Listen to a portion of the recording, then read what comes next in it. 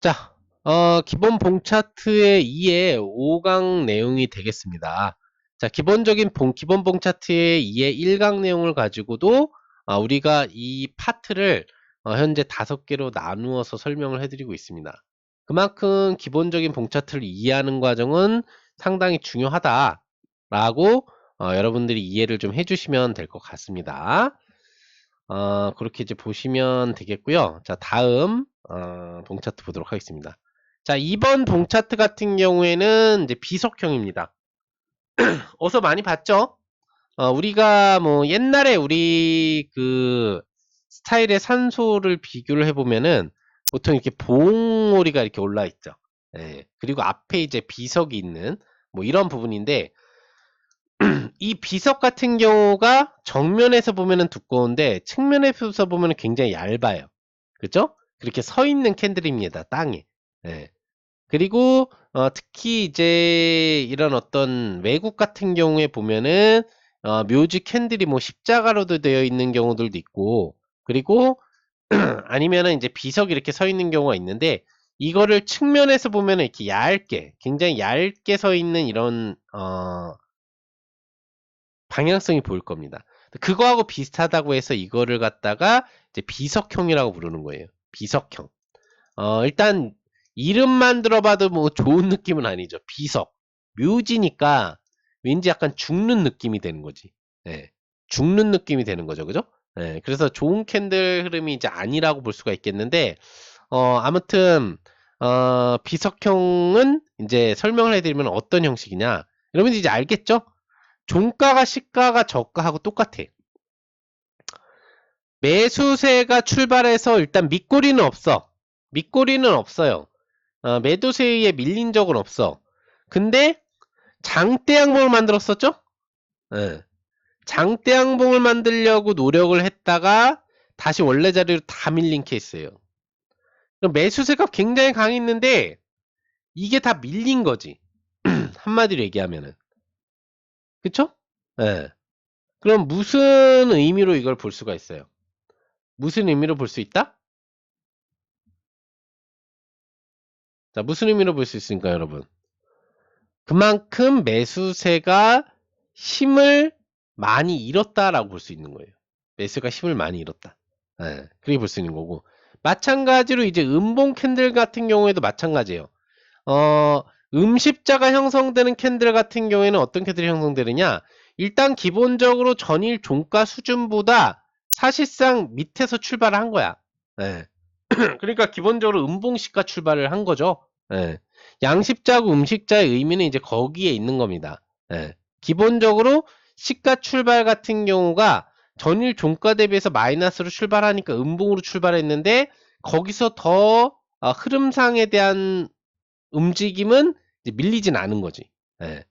그랬다가 주가를 이렇게 매수세에 의해서 들어 올렸는데 추세 흐름이 다시 원래 종가까지 내려간 거죠.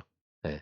그래서 양봉 비석형과 음봉 비석형에 대한 흐름 부분들을 만든 케이스가 됐는데 사실은 어떻게 보면 상황은 비슷해요. 예. 상황은 비슷한 겁니다. 예. 시가와 종가와 저가가 똑같으니 분위기는 어차피 매수세로 들어올려지는 흐름이 나왔다가 매수세가 밀린 케이스에 해당한 흐름이 되는데 그 시가의 차이가 플러스 조건에서 출발했는지와 마이너스 조건에서 출발을 했기 때문에 음봉 윗꼬리가 비석형 윗꼬리가 발생했는지의 차이 정도가 나오는 겁니다. 얘 같은 경우에는 기본적으로 어떤 형식이에요? 매수세가 도전을 했다가 다 실패한 케이스이기 때문에 두 경우에 다 대부분 하락 확률이 상당히 높다라고 인식을 하는 거예요. 그죠? 예, 매수세가 더 이상 도전하기에 상당히 벅찬 그런 흐름이 나오고 하락에 대한 확률이 장대 음봉이라든지 뭐 이런 애들보다는 기본적으로는 높지는 않지만 하락할 확률의 강도가 80% 이상이다. 이렇게 이제 보시면 될 것 같아요. 이 두 경우 같은 경우에도 사실 근데 위치에 따라서 좀 틀립니다. 예, 위치에 따라서 틀릴 수 있어요. 기본적으로 이런 캔들 같은 경우에는 주가가 올라가다가 형성됐는지 아니면 내려가다가 형성됐는지의 여부가 상당히 중요합니다. 예. 자, 만약에 지금 양봉 비석형이 고점에서 발생이 됐다. 그럼 어떻게 될까요? 양봉이 계속 나오던 흐름에서 비석형이 형성됐기 때문에 기본적으로 하락할 확률을 월등히 높게 가져가고 있는 거죠. 네. 아까 이야기해드렸었던 하락 확률 강도 수준으로 하락할 확률이 높은 고점 형성 가능성을 높게 보는 겁니다. 네.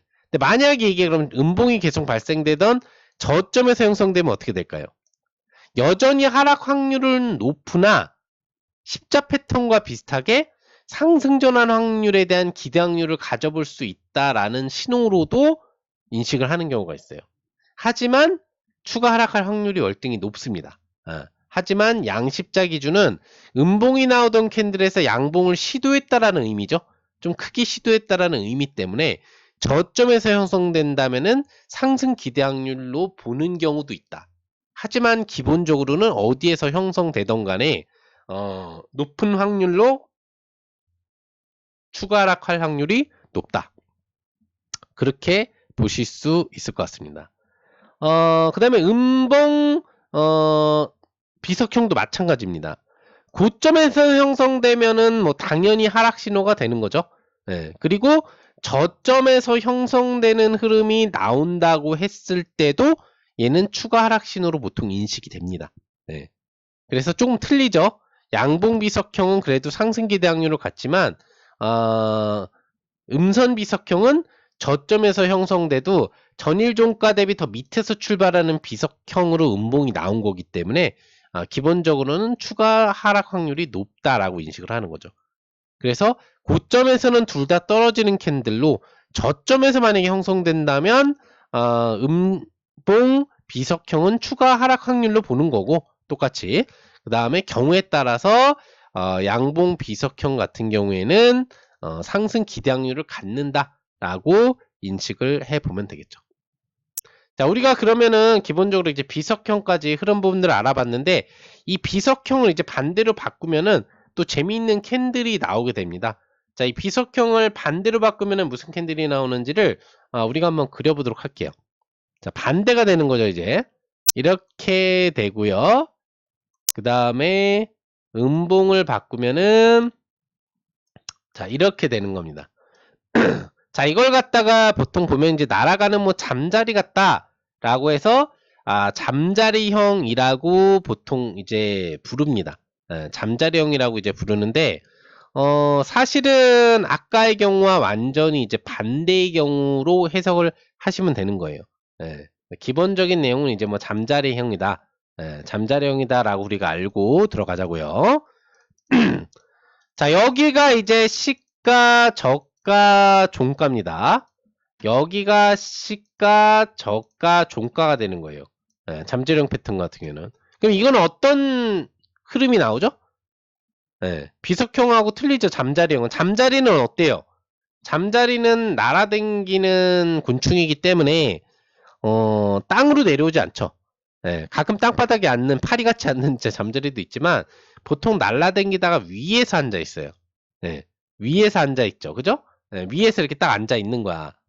그래서 기본적으로는 상승 신호로 인식하는 경우가 대부분입니다. 자, 양봉 잠자리형 같은 경우에도 보시면 어때요? 음봉 매수세가 열심히 밀어내리려고 했으나 다시 원래 자리로 완전히 매수세가 돌려놓은 케이스고요. 마찬가지로 음봉 잠자리 형태도 시가가 밑에서 전일 종가보다 밑에서 뭐 출발해서 음봉을 형성을 하면서 출발을 했지만 거기서 더 밀렸지만 다시 주가를 올려놓은 케이스에 해당하는 거죠. 그래서 기본 기대 확률 같은 경우에는 매수세가 다시 다 매도세를 잡아 먹었다라고 하는 겁니다. 비석형하고 틀리게 일단 상승 기대 확률을 월등히 높게 잡아볼 수가 있게 되는 거죠. 자, 몇 프로 정도 이상으로 상승 확률을 높게 잡아볼 수 있게 되는 거예요. 최소한 70%, 80% 정도 수준? 그 정도로 상승 기대 확률을 높게 잡아볼 수가 있게 되는 거겠죠.